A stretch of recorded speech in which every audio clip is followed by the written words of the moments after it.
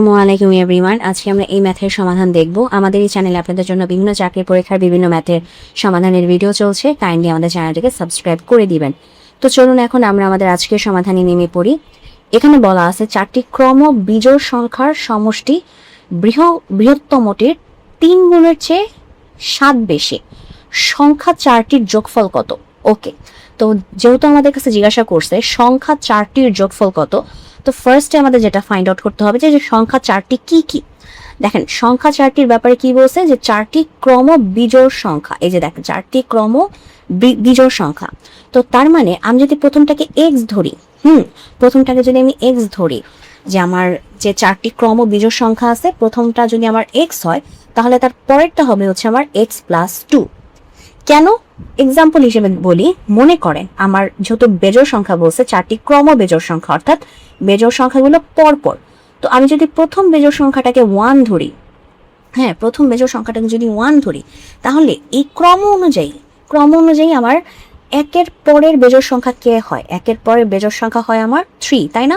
3 এর পরে কে হয়? 5, 5 এর পরে 7, ক্রম অনুযায়ী। যেহেতু বলছি যে ক্রমর কথা বলছে। আচ্ছা, তো এখন এই যে আমি 1 থেকে যে 3-এ গেলাম, আমাকে কত যোগ করে একের পরে যে আমি 3 পাবো, কত যোগ করলে, একের সাথে কত যোগ করলে আমি 3 পাবো? 2 না? একের সাথে একের সাথে 2 যোগ করলেই তো আমি 3 পাবো, তাই না? একের সাথে যদি আমি 1 যোগ করি তাহলে তো আমার 2 হয়। 2 তো আর আমার বেজোড় সংখ্যা না, আমার লাগবে 3, ক্রম বেজোড় সংখ্যা। তার মানে আমার প্রথম যে সংখ্যাটা থাকবে সেই সংখ্যার সাথে আমাকে 2 যোগ করতে হবে। 2 যোগ করলে আমি পরেরটা পাবো। আবার যদি আমি 3 নাম্বারটাতে যেতে চাই, প্রথমটার সাথে আমার কত যোগ করতে হবে? প্রথমটার সাথে আমার 4 যোগ দিতে হবে। কারণ 4 যোগ 1 5 হবে। আবার যদি আমি লাস্টেরটাতে যেতে চাই, তাহলে আমাকে কত যোগ দিতে হবে? 1-এর সাথে আমার 6 যোগ দিতে হবে, তবেই তো আমি 7 পাবো, তাই না? তার মানে আমি আমার প্রথম যে বেজোড় সংখ্যাটাকে ধরবো, সেই সংখ্যাটা থেকে আমি যদি ক্রম অনুযায়ী পরপর বেজোড় সংখ্যা বের করতে চাই, তাহলে পরেরটা হবে এক্স প্লাস 2, তারপরেরটা হবে এক্স প্লাস 4, তারপরেরটা হবে এক্স প্লাস 6। আই থিঙ্ক আমি বুঝাইতে পারছি। ওকে, আচ্ছা, এখন আমাদের প্রশ্ন মতে আমাদেরকে কি কি বলছে এটা এখন আমাদের বুঝতে হবে। প্রশ্ন মতে বলছে যে চারটি ক্রম বিজোড় সংখ্যার সমষ্টি, এই যে চারটি ক্রম বিজোড় সংখ্যার সমষ্টি। আচ্ছা, আমি একটু সমষ্টিটা করে নিই। X plus 2, x plus 4 plus x plus 6। ওকে, করলাম।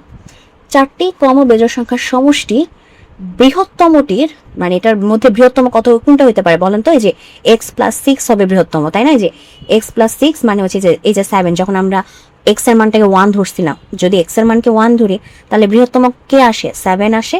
তার মানে কি হবে? আমার লাস্টেরটা এই যে এক্স প্লাস 6 ওই হবে সবচেয়ে বৃহত্তমটির 3 গুণের চেয়ে, মানে বৃহত্তম এই যে এটারে 3 গুণ করতে হবে, 3 গুণের চেয়ে 7 বেশি। এটার যে সমষ্টি, এই সমষ্টিটা আমার বৃহত্তমটির 3 গুণ করব, 3 গুণ করলে আমার যে মান আসবে তার থেকেও 7 বেশি।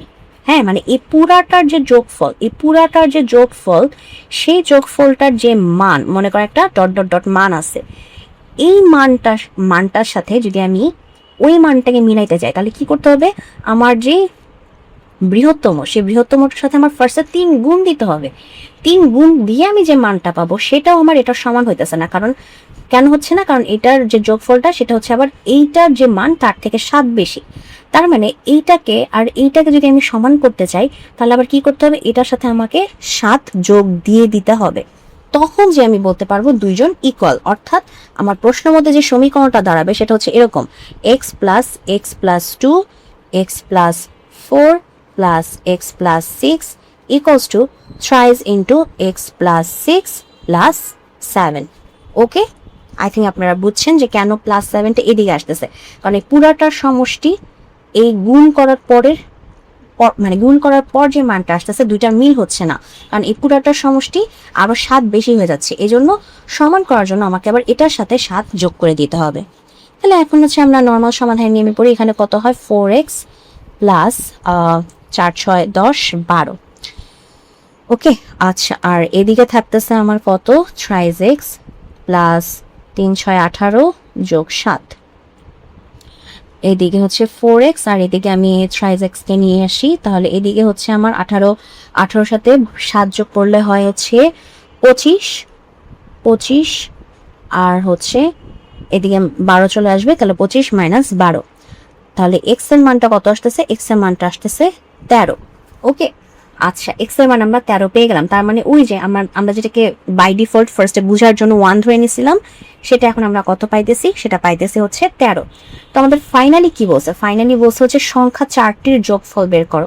তো সংখ্যা 4টির যোগফল কত, সংখ্যা 4টির যোগফল হচ্ছে যে আমাদের এক্স মানে হচ্ছে 13, কয়টা কি ছিল এক্স প্লাস 2 অর্থাৎ 13 যোগ 2 মানে হচ্ছে 15, তারপরটা কত ছিল এক্স প্লাস 4 মানে হচ্ছে 13 যোগ 4 মানে হচ্ছে 17, এরপর ছিল এক্স প্লাস 6 মানে হচ্ছে 13 যোগ 6 মানে হচ্ছে 19।